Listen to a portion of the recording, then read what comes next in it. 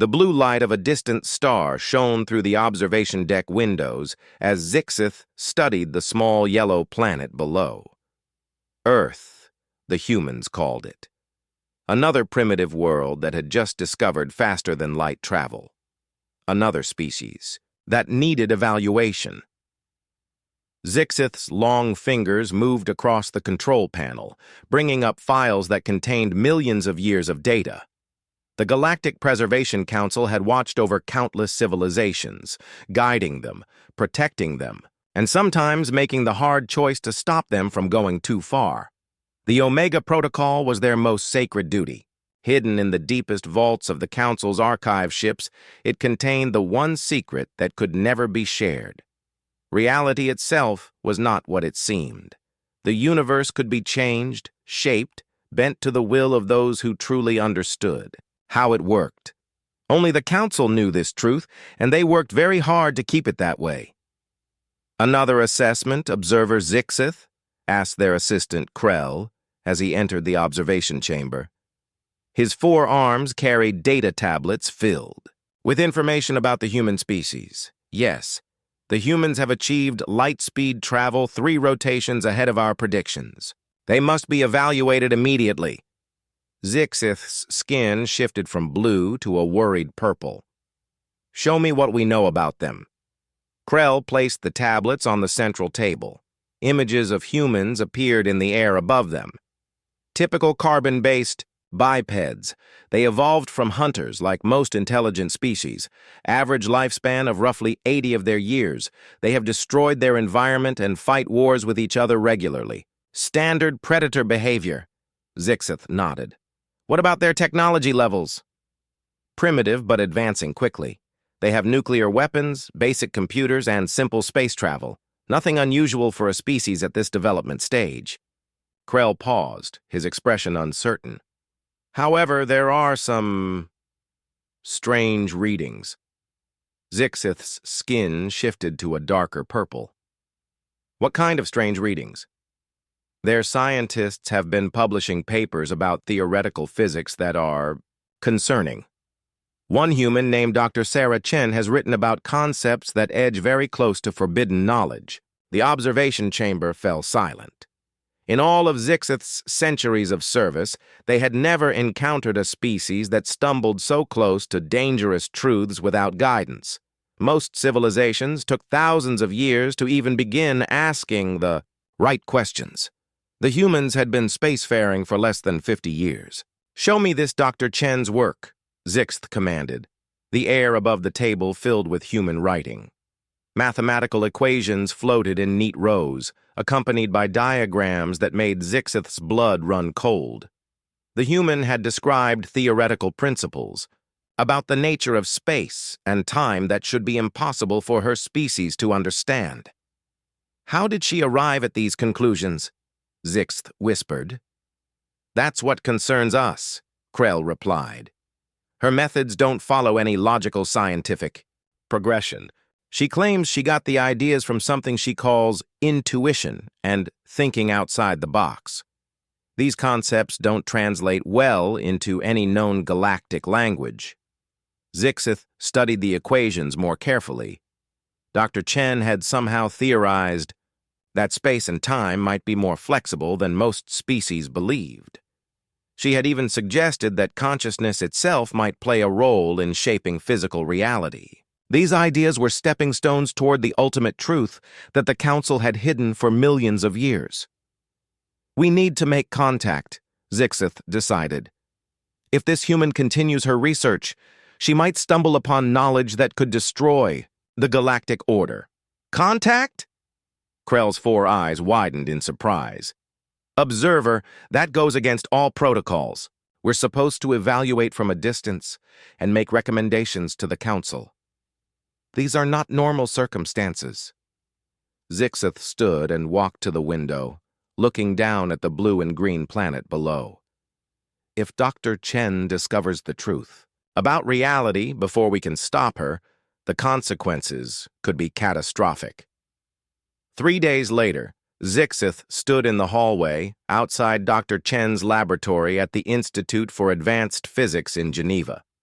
The observer had used advanced holographic technology to appear human, though the disguise felt uncomfortable. Human bodies were so limited compared to their own naturally shifting form. Dr. Chen was younger than Zixith had expected, perhaps 40 years old by human standards. She had short black hair and intense brown eyes that seemed to look right through everything. When Zixith knocked on her office door, she looked up from a desk covered in papers and coffee cups. "Dr. Chen? My name is Alex Smith. I'm a theoretical physicist from the University of Cambridge. I've read your recent papers about the flexible nature of space-time. I was hoping we could discuss your work." Dr. Chen's face lit up with excitement. "Please, sit down. It's rare to find someone interested in my more unusual theories. Most of my colleagues think I've lost my mind." Zixith sat in the offered chair, trying to appear relaxed despite their growing anxiety. "Your ideas about consciousness affecting physical reality are quite interesting. How did you come to these conclusions?" "That's the strange part," Dr. Chen admitted, leaning back in her chair. "The math just came to me. I was working on a completely different problem about quantum mechanics when I suddenly had this feeling that we were looking at everything wrong. It was like the universe was trying to tell me something." The observer's hidden form shivered with fear. Dr. Chen was describing exactly the kind of intuitive understanding that had led the ancient architects to discover the truth about reality. The same understanding that had ultimately led to their mysterious disappearance and the Council's rise to power. "Dr. Chen, what if I told you that some ideas are too dangerous to pursue? That there are things in the universe that might be better left unknown?" She laughed, a sound that was both beautiful and terrifying to Zixith's ears. "That's exactly the kind of thinking that holds back scientific progress. The universe doesn't care if we're comfortable with the truth. Reality is what it is, whether we understand it or not. Our job as scientists is to keep asking questions, even if the answers scare us." Zixith felt their disguised heart sink. This human possessed the most dangerous trait any species could have: absolute curiosity combined with complete fearlessness. She would not be deterred by warnings or threats. If anything, telling her to stop would only make her more determined. To continue, "Dr. Chen, what if your theories are correct? What if consciousness really can affect reality? What would you do with that knowledge?" "Change everything," she said without hesitation. "Think about it. If consciousness can shape reality, then every human mind is a potential tool for making the universe better. We could solve poverty, cure diseases, maybe even eliminate death itself. We could turn the universe into anything we can imagine." As Zixith left Dr. Chen's office an hour later, they knew that humanity was unlike any species the Council had ever encountered. Most civilizations, when they approached dangerous knowledge, could be guided away from it or intimidated into stopping their research. But humans seemed to treat the impossible as simply another challenge to overcome. Back on the observation ship, Zixith sent an urgent message to the Council. The humans were not just approaching the trigger conditions for the Omega Protocol. They were racing toward them with the enthusiasm of a species that had never learned to fear the unknown. The response came within hours, a single chilling command that Zixith had hoped never to receive. "Prepare for immediate species termination. The humans must not be allowed to discover the truth." Dr. Sarah Chen stared at the readings on her computer screen for the third time, unable to believe what she was seeing. The experiment should have been impossible with Earth's current technology, but somehow her team had made it work. "Tom, are you getting the same readings I am?" she called across the laboratory to her research partner, Dr. Tom Rodriguez. Tom looked up from his own monitor, his face pale with excitement and confusion. "If you're seeing localized gravitational distortions that respond to focused thought patterns, then yes, we're getting the same impossible readings." The laboratory around them hummed with energy from machines that shouldn't have been able to produce the effects they were seeing. For the past month, ever since Sarah's meeting with the strange man who called himself Alex Smith, she had been driven to push her research further than ever before. Something about that conversation had bothered her. The way he had tried to discourage. Her research felt wrong, almost like he was afraid of what she might discover. That fear had only made her more determined to prove her theories correct.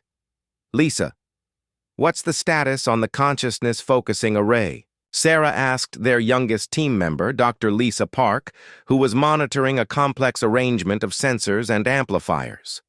"All systems are stable," Lisa replied, though her voice shook slightly. "But Sarah, I have to say this again. We don't really understand what we're doing here. We're dealing with forces that our physics textbooks say don't exist." Sarah walked over to the central experimental chamber, where a small metal sphere floated in midair without any visible means of support. Around it, space itself seemed to shimmer and bend in ways that hurt to look at directly. "That's exactly why we need to keep going," Sarah said. "Science has always been about exploring the unknown. Remember when people thought the Earth was flat? Or when they believed heavier objects fell faster than lighter ones? Every major breakthrough in human history happened because someone was willing to challenge what everyone knew to be true." The floating sphere pulsed with a soft blue light as Sarah approached it. 3 weeks ago, it had been nothing more than a piece of metal sitting on a table. Now it defied gravity, responded to their thoughts, and occasionally seemed to exist in 2 places at once. "The question is," Tom said, joining Sarah near the chamber, "what exactly are we dealing with here? The readings suggest that consciousness, actual human thought, is somehow affecting the physical properties of matter and space." "More than affecting," Sarah corrected.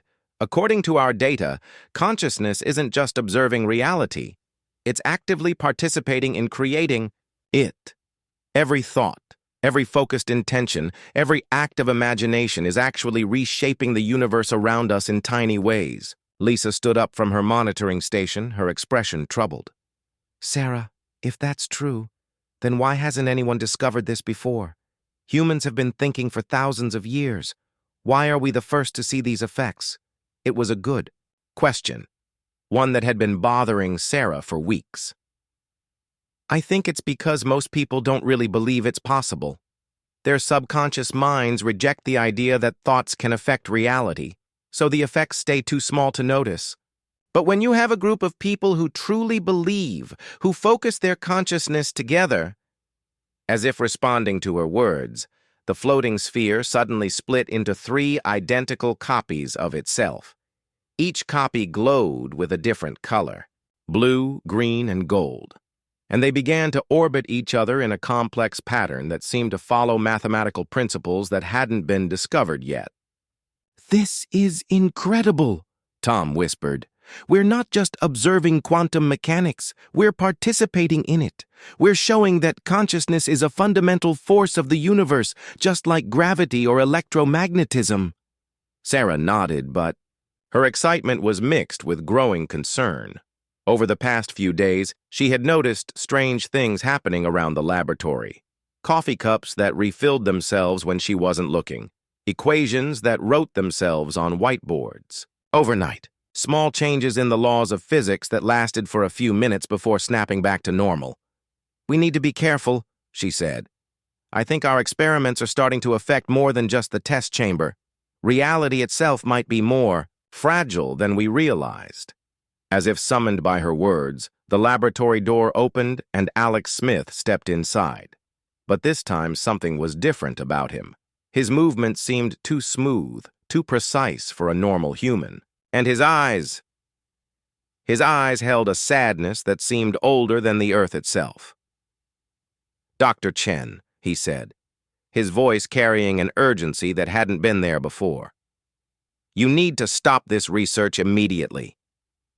"Alex? How did you get past security?" Sarah asked, though part of her mind was noting that he didn't seem surprised by the floating spheres or the reality distortions around the laboratory. "That's not important right now," Alex replied. "What's important is that you don't understand the danger you're in. The effects you're creating here, they're spreading beyond this room. In the past week, there have been reports of impossible events happening all over the world.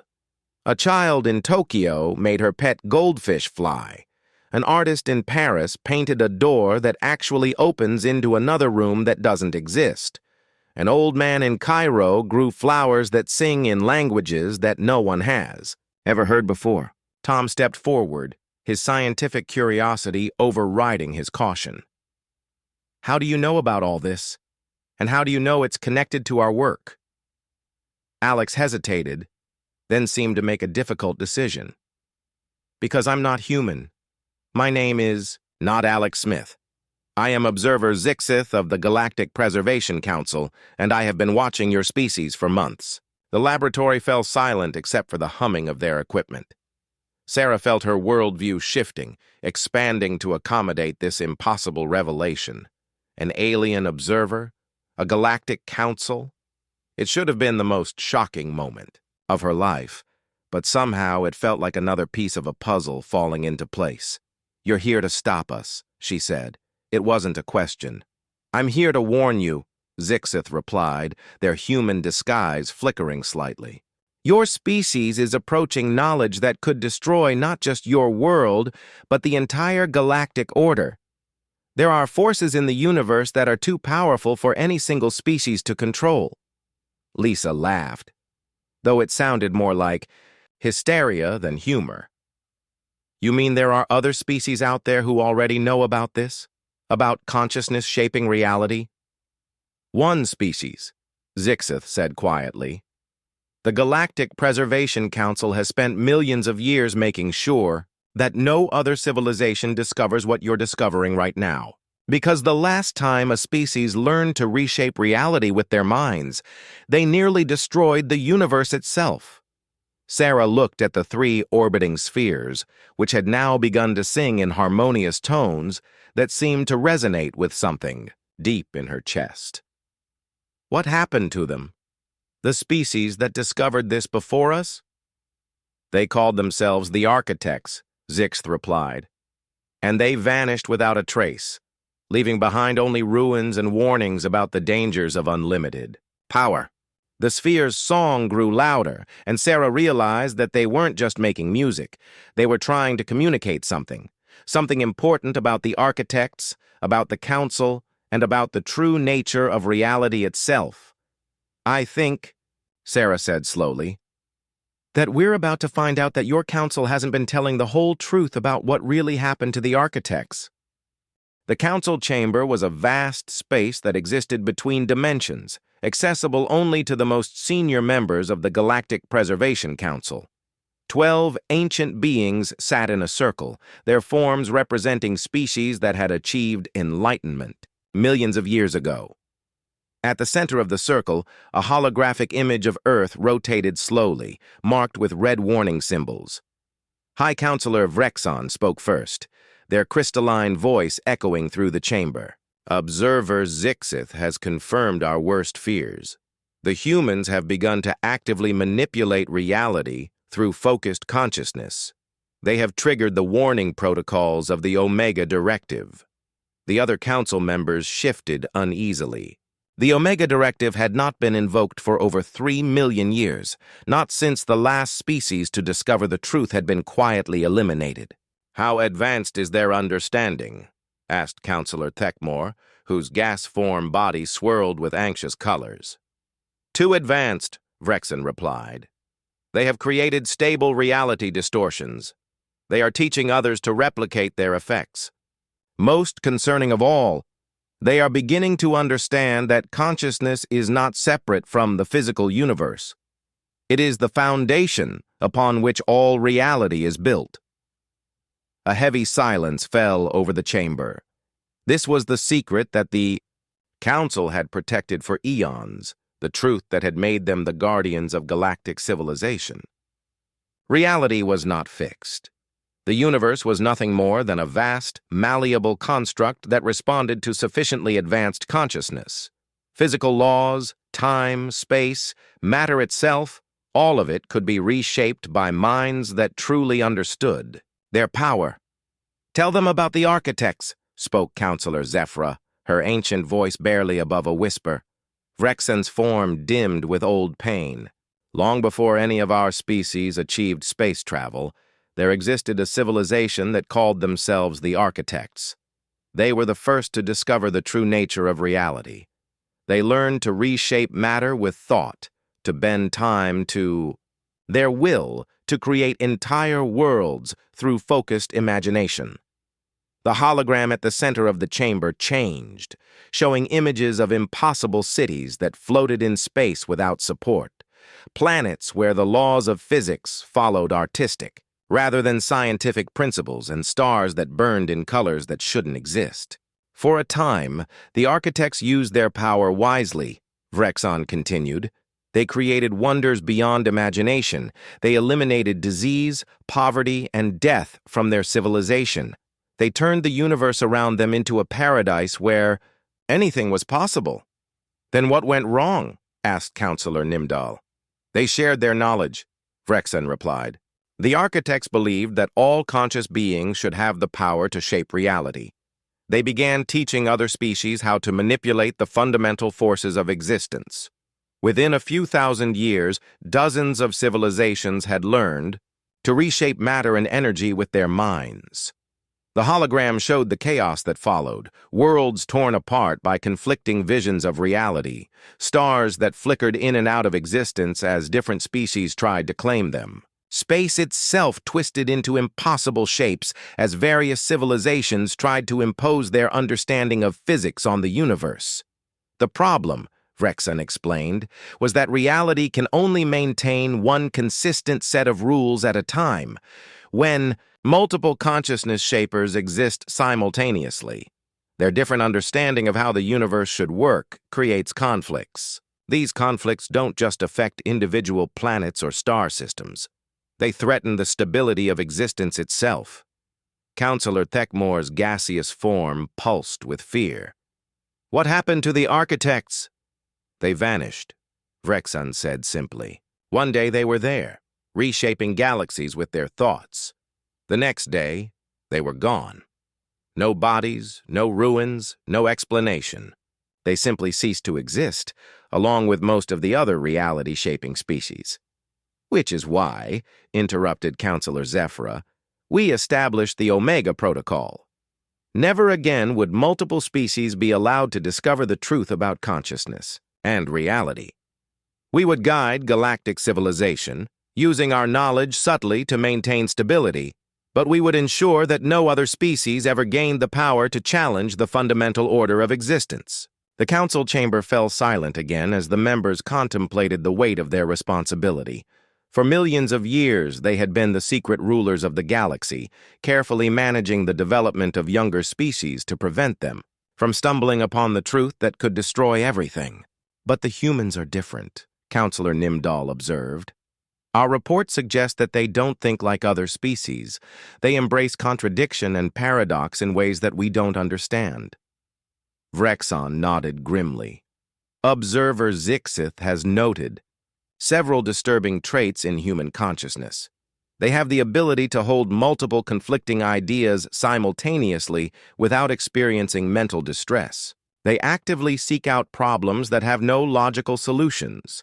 Most concerning of all, they seem to treat impossibility as merely another challenge to overcome.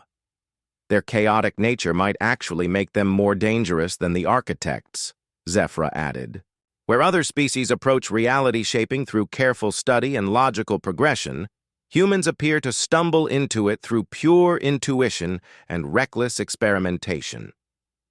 The hologram changed again, showing real-time observations of Earth.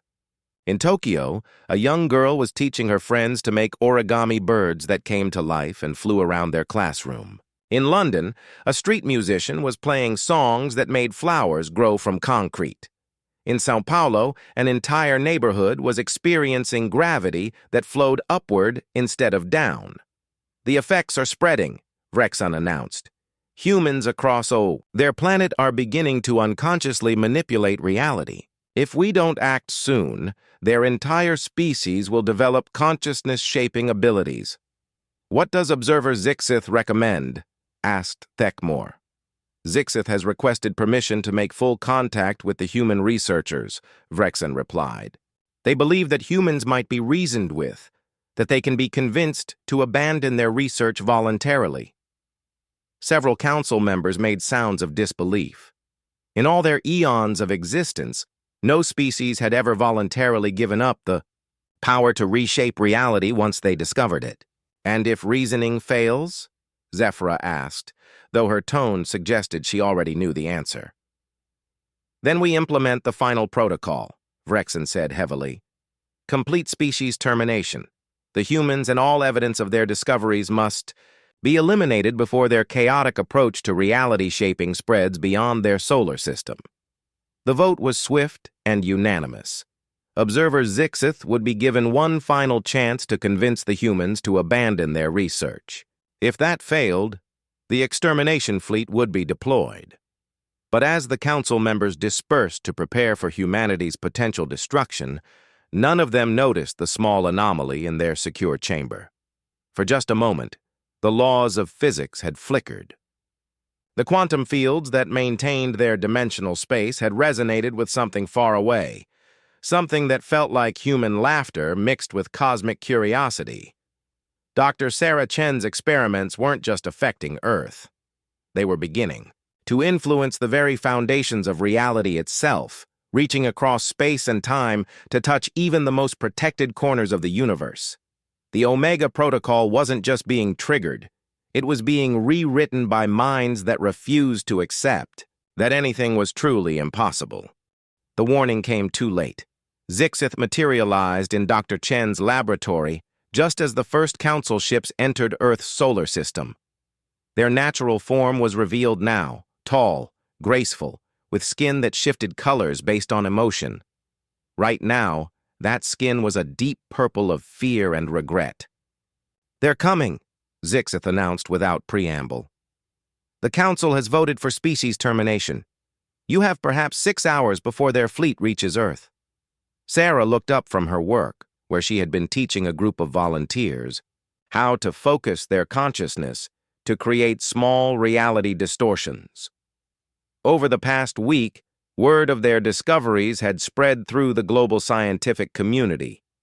Researchers, artists, and curious individuals from every continent had arrived to learn what she was calling conscious reality shaping.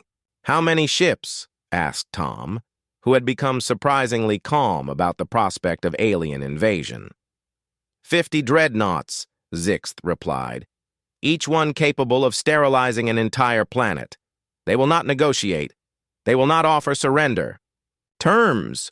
They will simply eliminate all human life and any evidence that your species ever existed. Lisa looked up from where she was helping a teenager from Mumbai learn to make water flow uphill.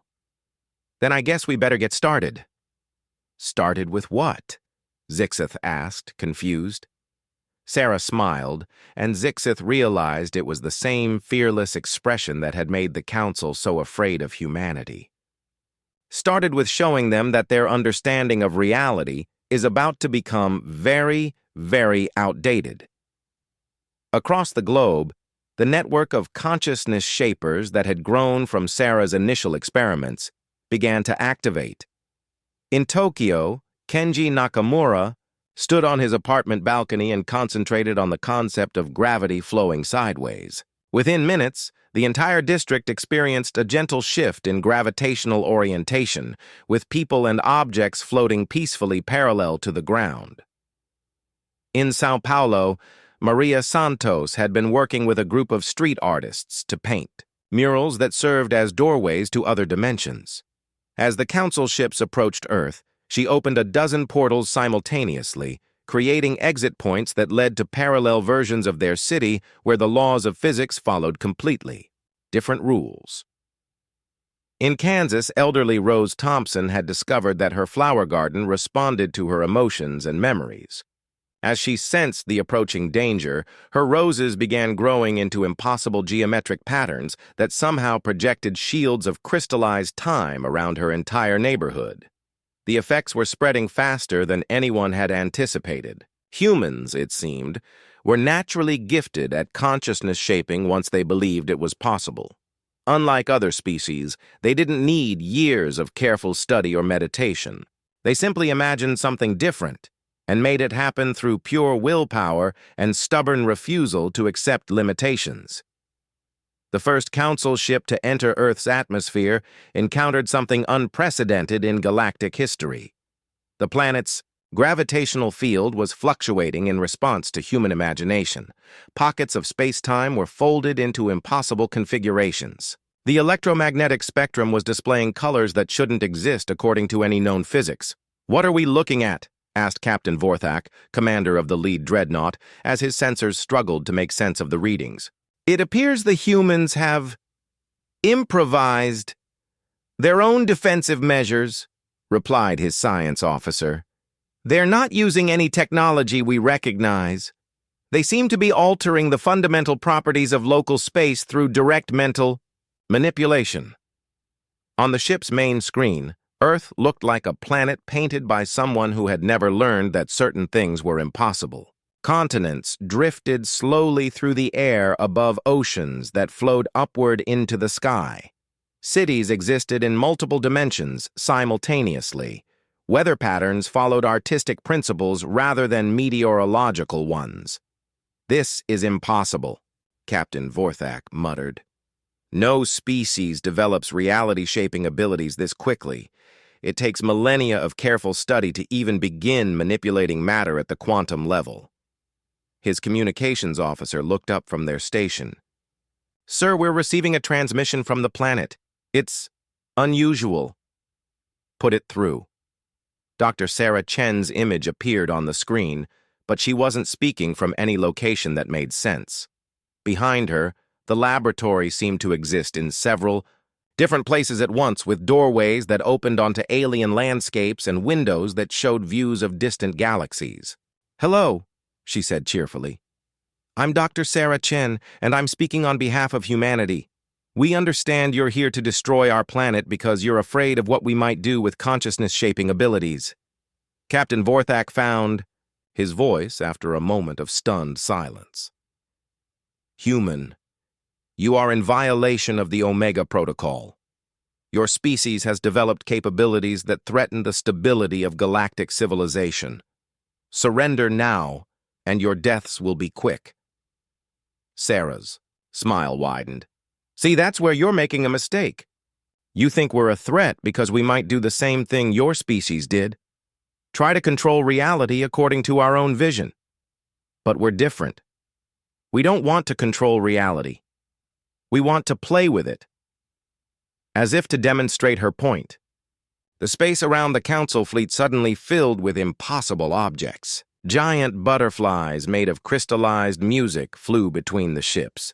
Flowers that bloomed into miniature galaxies drifted past the observation windows.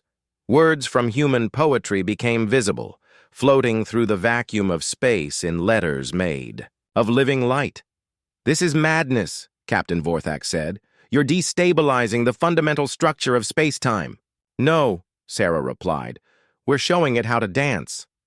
On Earth, the reality shaping had taken on a life of its own. Humans weren't just learning to manipulate matter and energy, they were teaching reality itself to be more creative.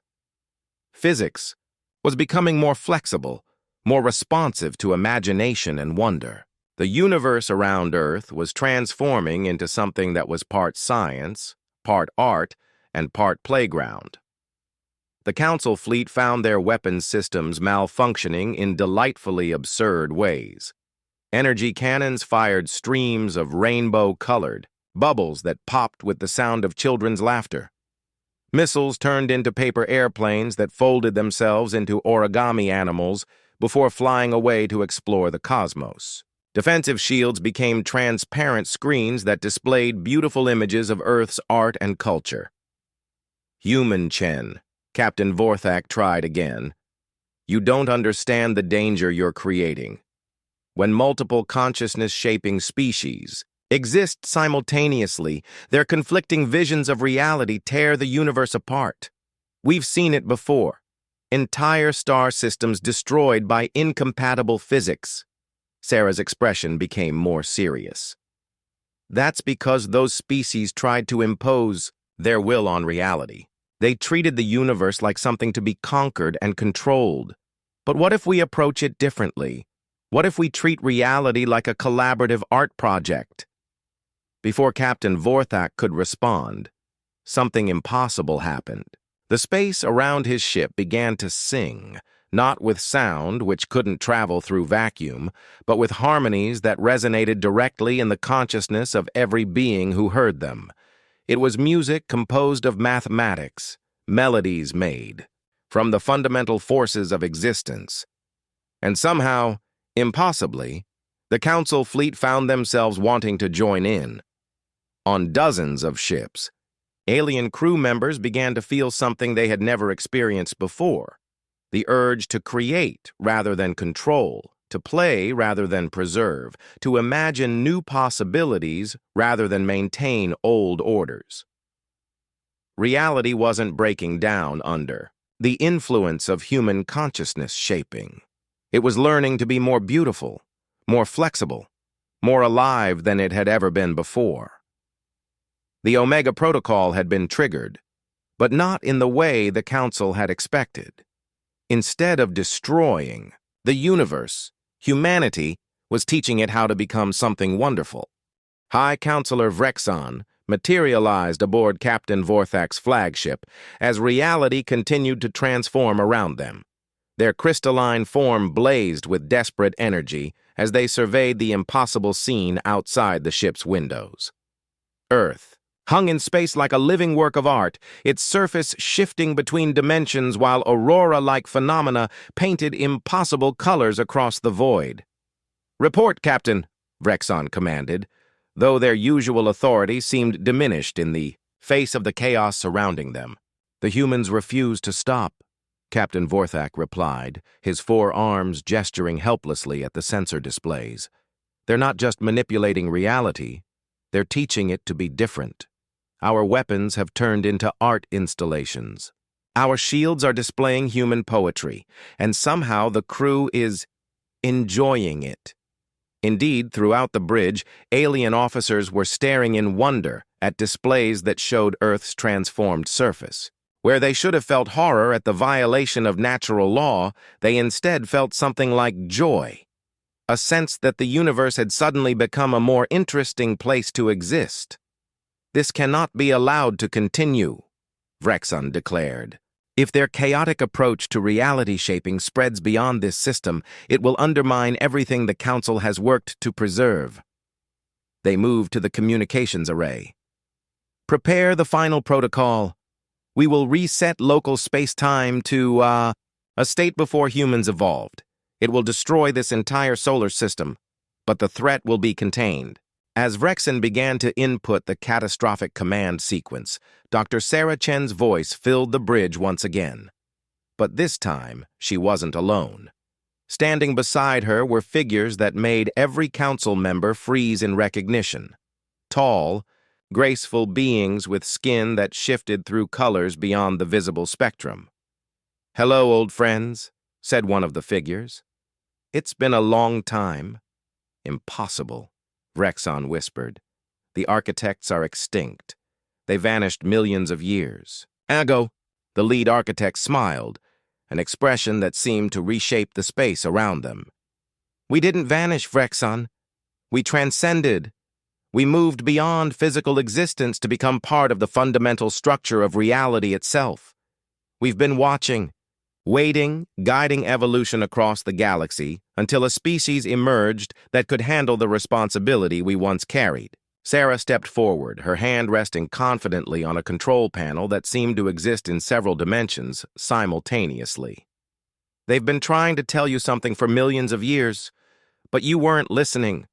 The universe isn't meant to be controlled or preserved in stasis. It's meant to grow, to change, to become something new and beautiful." "You destroyed civilizations?" Vrexon accused the architects. "Your sharing of consciousness-shaping knowledge led to chaos and destruction across entire sectors of space." "No," the architect replied gently. "You destroyed civilizations. When species began to discover the truth about reality, you eliminated them rather than teaching them how to use their abilities responsibly. You turned the galaxy into a prison, where only your council was allowed to touch the fundamental forces of existence. Around them, the space near Earth continued to transform. The Council fleet found their ships slowly being integrated into the growing artwork that reality was becoming. Hull plates turned into living gardens that bloomed with impossible flowers. Engine rooms became concert halls where the sound of faster-than-light travel was converted into symphonies. Weapons systems transformed into sculptural installations that projected peace and wonder instead of destruction. The humans are different, another architect explained, their form shifting between states of matter as they spoke. They don't seek to impose their will on reality. They invite it to play. They don't try to control consciousness shaping. They share it freely and teach others to create collaboratively rather than competitively. Tom Rodriguez appeared on the communication screen, standing in what looked like a laboratory that existed in multiple time periods simultaneously. "We've been testing something," he announced. "Instead of one species trying to shape reality according to their vision, what happens when multiple species work together? When they combine their different ways of thinking into something greater than the sum of its parts?" The demonstration that followed changed everything the Council thought they knew about consciousness shaping. Across Earth, humans were working with the growing number of alien crew members who had abandoned their ships to join the Reality Transformation Project. Crystalline Vorthak engineers were teaching humans how to make matter sing in harmonic frequencies. Gaseous Thekmorians were showing them how to paint with gravity and time. Humans, in return, were teaching the aliens how to embrace paradox, how to hold multiple contradictory ideas simultaneously, and how to treat the impossible as merely another creative challenge. The result was beyond anything the original architects had ever achieved. Reality wasn't being reshaped according to any single species' understanding. It was becoming a collaborative artwork where every consciousness could contribute their unique perspective while the whole remained stable and beautiful. "This is what we had hoped for," the lead architect said, their ancient voice filled with joy. "Not one species dominating the universe, but all consciousness working together to make existence itself a masterpiece of cooperative creativity."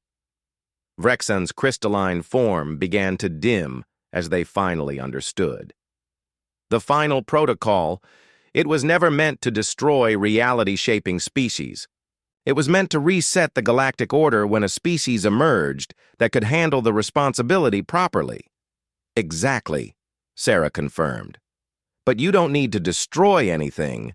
You just need to let go of control and join us in creating something wonderful." Across the galaxy, reports were flooding in of impossible events.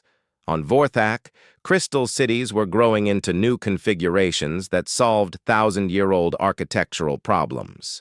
In the gas clouds of Thekmor, entire civilizations were discovering they could reshape their atmospheric homes into art galleries that spanned light years. Ancient species that had given up hope of progress were suddenly filled with new possibilities. The Council's rigid order wasn't being destroyed. It was being transformed into something organic, creative, and alive. High Counselor Vrexon looked around the bridge of their flagship, which had become a garden where impossible flowers bloomed with mathematical precision and crew members from a dozen different species worked together to tend reality like the living artwork it had always been meant to be. "What happens now?" Vrexon asked. "Now," Sarah said, her image surrounded by doorways that opened onto a million different versions of the future. "We teach the universe how to dream with its eyes open. We show every species in the galaxy that reality is not a problem to be solved or a system to be controlled. It's a canvas waiting for all of us to paint something beautiful together." The Omega Protocol had been triggered, but not as a weapon of destruction. Instead, it had become what the original architects had always intended, a signal that consciousness had finally evolved to the point where it could take responsibility for the universe itself. Reality stopped being something that happened to intelligent beings. Instead, it became something they created together, moment by moment, thought by thought, in an endless collaboration between all conscious minds and the living cosmos they shared. The galaxy had found its new architects, not a single species hoarding power and knowledge, but every species working together to make existence itself the greatest work of art the universe had ever seen. And in a small laboratory on Earth, Dr. Sarah Chen smiled as she watched mathematics turn into music, physics become poetry, and the impossible transform into the inevitable. Humanity had never been meant to conquer the stars. They had been meant to teach them how to dance.